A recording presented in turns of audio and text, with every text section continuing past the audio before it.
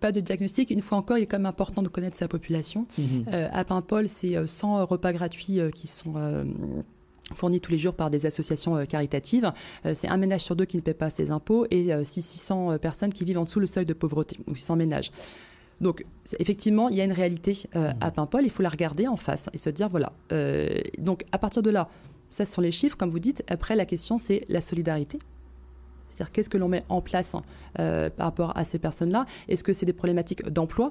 Est-ce que c'est des problématiques de budget? Est-ce que ce sont des problématiques autres, parce qu'il y a d'autres sujets quand on avance dans le social. À Paimpol, il y a aussi la question de violence intrafamiliale. Je sais que c'est tabou, mais il n'empêche qu'il faut en parler. Donc, qu'est-ce qu'on met en place? Il faut savoir qu'à Paimpol, il y a un certain nombre d'associations qui œuvrent, qui font un travail formidable, que je rencontre quasiment tous les jours, et qui ont quand même une certaine idée de ce qui peut être mis en place. Il y a aussi des agents de la ville qui font un travail extraordinaire, et puis aussi les agents du département.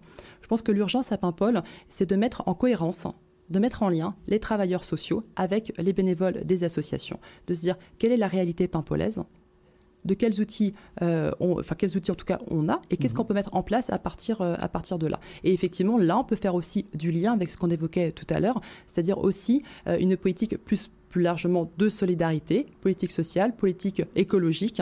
Et là, effectivement, on aboutira à des projets concrets, à des réponses concrètes qui correspondent aux besoins des Paimpolais.